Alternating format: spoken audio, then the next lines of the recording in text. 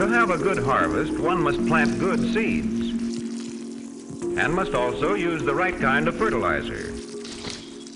The carrots have grown large and firm. How good they will taste. Welcome to the Backyard Gardens podcast, a companion podcast to the upcoming documentary Backyard Gardens the Movie, a story about two families growing their first gardens in a world that lacks nutrition. I'm your host and director, Ben Neville.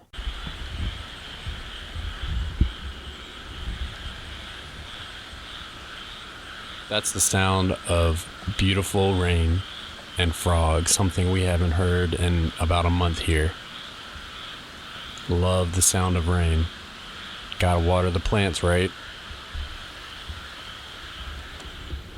So you live in an apartment, you don't have any space, you don't have anywhere outside, and you want to grow a garden. What do? Well, you're in luck, because today that's exactly what we're going to go over. This was requested by Call Me the Dub on Instagram, so this one's for you and anybody else who lives in an apartment who wants to grow some food. So you have multiple options when you live in an apartment. You can grow inside, or if you have a porch, you can grow outside. We're going to go over both of those today, and then at the end, we're going to have our recipe of the day. So join us as we talk about apartment gardening. So when I think about apartment gardening, the first thing that comes to mind is windowsills. Growing in a sunny windowsill. It is possible to grow some kind of plants in a windowsill. I mean, you just need a pot of soil, a plant, water, and light. And we're going to break that down for you. First, let's talk about what can we grow inside. Well, the easiest thing to grow inside is herbs. And you can get herb plants. If you go to the grocery store, generally you can get herb plants in there that are fairly small. And you can grow those. Something like cilantro, basil, thyme, stuff like that. Those are the easiest. And then if you really want to try, you can grow your leafy greens like lettuce or maybe a spinach. But you're going to have your best luck with microgreens. And you can find seeds for that at any seed store or online. Just search out microgreens. And it's a good way to add something on top of your salad or into a smoothie or something like that. So if you don't get light on your windowsill, you need to add light.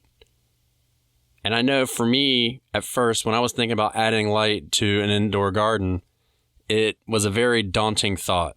It seemed very technical, but in reality, it's not that technical. You know, now that we don't use incandescent light bulbs and we use those CFL bulbs, which I call the curly Q bulbs, they are, in effect, a grow light of sorts. Now, the ones you would put in your light fixture, they will work, but you'll need multiple ones to get enough light. So in order to do that, you want to direct the light. So you can go to Lowe's or Home Depot or even Amazon, and you can get those aluminum domes. They're about anywhere from $2 to $8, and you can put a light bulb in there, and that will direct the light. And then you want to get a splitter to go into the socket so you can add two bulbs. And by adding two bulbs, you're going to get light to direct and feed your plants. Now you can order, if you want to really get a little bit more light in the same setup, you can order larger bulbs that have a higher rating, and that'll give you more stronger light that you can use.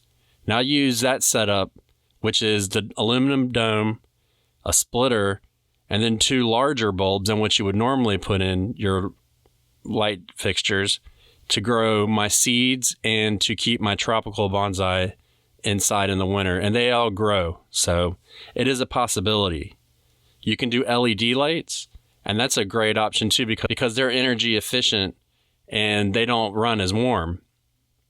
So you can use that as well. And you can get LED technology has come a long way.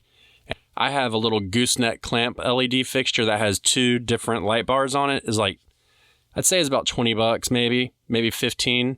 And it does okay for starting seeds. And I've even had some of my seedlings continue to grow under them, but they don't let out as much light. So you're going to need to get a stronger LED fixture for that. But if you go online, a good place to learn about LED fixtures are in gardening forums and on garden online. And if you guys want, we can do a more in-depth podcast on that. But they do look in the marijuana growing field. They solely use LED lights in their tents generally, and there's a lot of information on that. Now that it's become legal in a lot of the country, it's a good source for information on that. So the amount of yield you're going to get is going to be based off the amount of light and the pot size that you have, the container size. So the more soil you have, the more you'll be able to produce.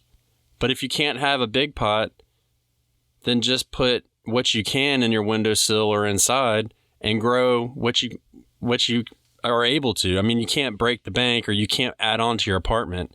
And you want to keep your small living space livable. So don't go crazy and just try. This is a trial and error part of life that we do. So get yourself a basil. I always recommend herbs to start off with. And basil is a good one because it's real flavorful. It's forgiving and it's fairly easy to take care of. And try that in a pot and see what happens.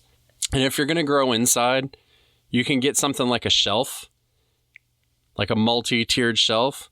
And then you can take your shelf and underneath each tier, you can mount some kind of light on it and then put your plants on the bottom and grow. And I use this for a seed starting station. And if you want to go to our Instagram at Backyard Gardens, the movie, you can see that we've posted pictures of our seed starting station and stuff like that in the past. And you'll see how we run it. But really, the sky's the limit on how you want to do it. It's all about providing light. And if you're going to put your pot in the windowsill, you're going to want to rotate your pot every once in a while so that the plant can get sun on all sides. Because if you just leave it in one area, because the way the sun hits, it'll have to stretch and it'll reach for the light. And then half of the plant that's facing inside would die, and so you'd only have foliage on one side. So generally what I do is I would just rotate once a week and then let that get light all the way around it. You could rotate it daily. It doesn't really matter. You just play with it and see what happens. See how the plant responds. And watering your indoor plants, the big thing of that is don't overwater. So especially at first when you don't have a lot of roots, you don't want to overwater and keep your soil real saturated because you can get issues like root rot and then you can get fungus gnats are the big ones. And root rot is exactly what it sounds like. The roots will begin to rot because they stay so wet. And fungus gnats are little gnats that are real annoying. You'll see them all over your plant. And the best way to get rid of those is to allow the soil to dry out. And then I like to get a little container and put Dawn unscented dish detergent in it. And then set that on the soil or next to it. And the fungus gnats will actually be attracted to it and they'll get in it and they'll die. So by doing that, you can stay on top of it. But once you dry that soil out real good, that's the biggest thing. So growing indoors isn't impossible. It's definitely harder than growing outside, but there is definitely possibilities there. And herbs are going to be your best bet in microgreens. But let's say you have a back porch and your back porch gets about 6 hours of sunlight a day. Well, then you're in luck because then you can do a container garden. And container gardens are exactly what it is. You just have containers of all sizes with different plants in it. So on your container garden, you get a lot more options outside. You can do pretty much anything. I used to have 5-gallon buckets that I would take and drill holes in the bottom and then fill that up with soil. And in those, I grew bell peppers, eggplants, jalapenos. I tried a squash, but it got a little too big for my porch at the time. And I've done lettuces and cabbages and broccoli and cauliflower and all those kinds of vegetables in there. And then you want to look, if you're going to grow seeds, you want to grow like green beans or cucumbers, you can get like bushing varieties.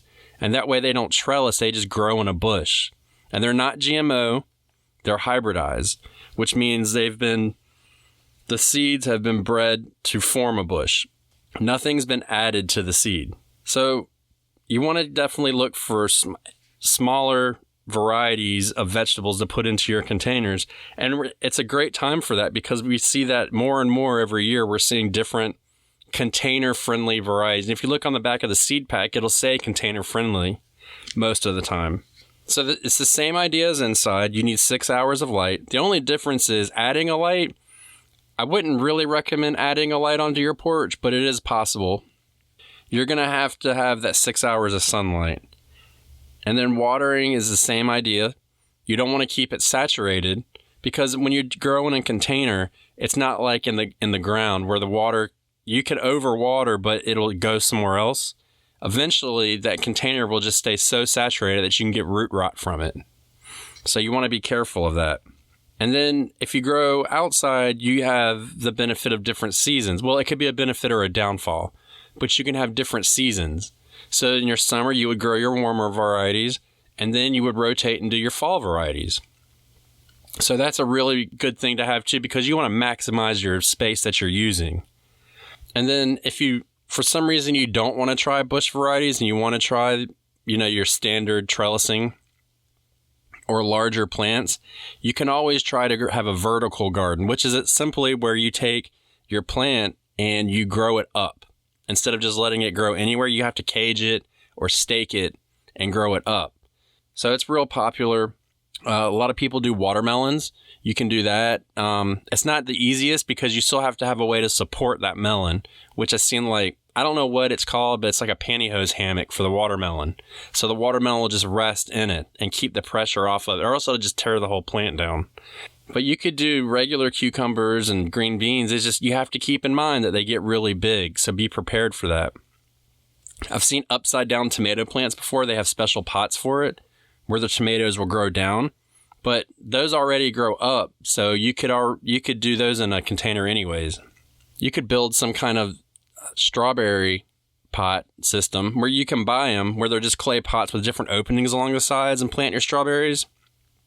Or you could make one yourself where you use like a larger size pot on the bottom, and then each time you go up, you just get a little bit smaller, and then you would cut holes around the sides and plant your strawberries in there. And then you can have a strawberry pot that will produce every year, providing it doesn't get too cold. So the downfall of the container gardening outside, in my mind, would be watering it in the summertime and then your first freezes, because since it's in a container, the soil is going to get warmer, so it's going to use a lot more water, and then the roots don't have anywhere to go, so they'll fill up the container. So then they might get to a point where you're watering every day, but just keep an eye on that. And then in the fall and the wintertime, that soil in the pot will get colder, so it'll eventually it won't. You have the possibility for it not to last as long as you would in the ground. But that's just part of it. And you'll learn. After your first year, you'll kind of get a feel for it. But then the other part that would be good is in the summertime or in the springtime, you could start earlier possibly because the pots will get the soil warmer. So there's ups and downs to all of it. Now, I've grown a butternut squash in a pot before and put a tomato cage on top. And as it grew, I just wrapped it around the tomato cage and it kept growing up and up. And I got, I think, two or three butternut squashes off of it, which doesn't seem like much. But if you ever go to the store and try and buy one, they're like $5 a squash. So you think about it, if I got 3 squashes, I got $15 of produce from one plant. That's not too bad. And the added benefit is to doing these containers on your back porches, you're inviting nature to your back porch. You get a sense of being outside and in nature with plants, and you'll see different insects, and it's a really good way to add that to your life, especially if you live in a busy city. And this is done all over the world. So, I encourage you, if you have a porch in an apartment, to take advantage of it and try something.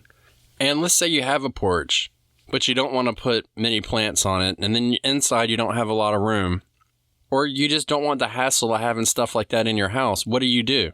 Well, you can find a community garden. Community gardens are a great place to look and learn and be around other people. The way it works is you generally get a small garden bed, and you would use that would be your garden bed for that year. And in that bed, you can grow whatever you want. And it's a great way to be around like-minded people, get out and dig in the dirt and meet people and form a sense of community and share what you've grown, and you're going to learn a lot. You'll probably learn a lot faster than somebody at home by themselves because you're going to be surrounded by people who are growing their own vegetables. Multiple people with different knowledges together that can share. So that's a great way to do it.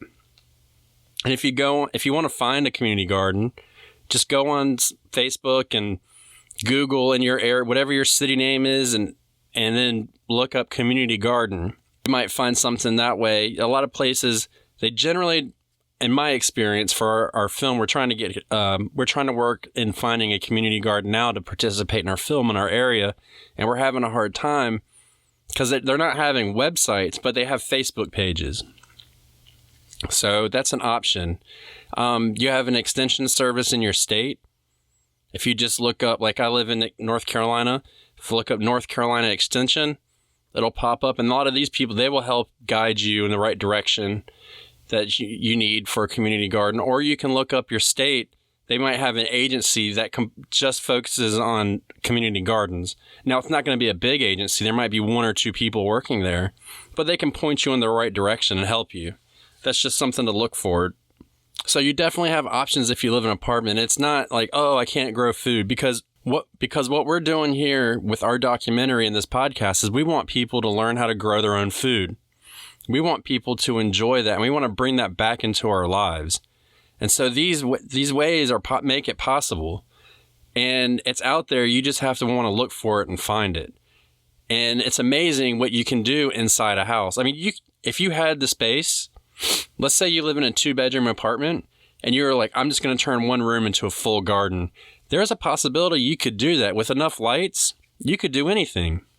We just want you to be able to learn to grow and grow for change, like we say, because that's how we do it. You know, that's why I recommend herbs so much, because you go to the store and you buy a container of herbs and it's what, $3-4, but you can grow it by a plant. I mean, you could buy a seed for next to nothing, but you could buy a small plant for $3. And if you're growing it inside, you could have a perpetual basil plant in your house to have fresh basil all you want.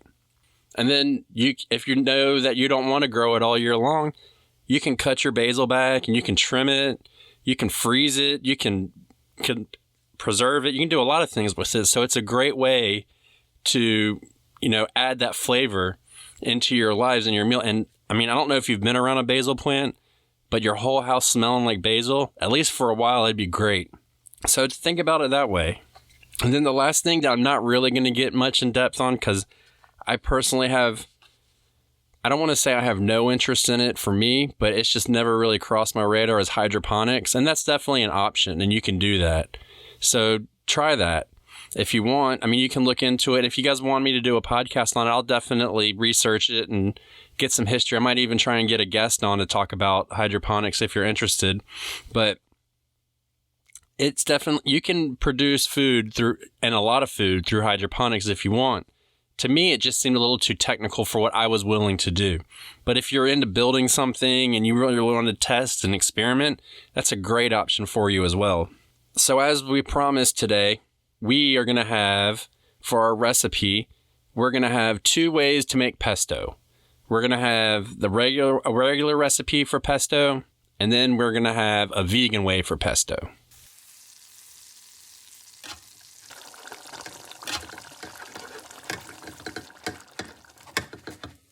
For our first pesto recipe, we're going to use 2 cups of packed fresh basil leaves, 2 cloves of garlic, a 1/4 cup of pine nuts, 2/3 extra virgin olive oil, 2/3 of a cup, and then salt and pepper to taste, and then a 1/2 cup of Parmesan cheese or grated, I don't know how to say this, pecorino cheese. And then you just combine it all into a food processor and then pulse it until it's chopped. And then you add the oil in and then process it again until it's fully smooth. And then you can transfer it into a bowl or mix in the cheese, and then you can freeze it in an airtight container. And it'll hold for 3 months in the freezer, but that'll make about a cup of pesto. And then for your vegan option, I personally use this book by Miyoko Shinner called The Homemade Vegan Pantry. I recommend it highly. It goes through, and you'll hear this a lot throughout the podcast, I'll use this book because it tells you how to make things that you normally keep in your pantry that are vegan. And if you're vegan, it's obviously something you'd want to use. But if you're not vegan, it's something to check out too, because some of the recipes some of them you won't really like. They have different flavors, but then a lot of them are really good. And this one in particular is good, and it's a roasted tomato skin pesto. So you're going to want to use 2 cups of tomato skins from roasted tomatoes, and then half a cup of olive oil or more as you want, 3 to 6 cloves of garlic, and you want to peel those, and then 1 tablespoon white or yellow miso. Or if you can't get that, you can use a teaspoon of salt. In order to make it, you're going to place all the ingredients in a blender and puree until smooth, thick, and spreadable. And then you just want to start with a less amount of garlic if you want, and then add more to it. I personally like garlic, so I just put it all in there.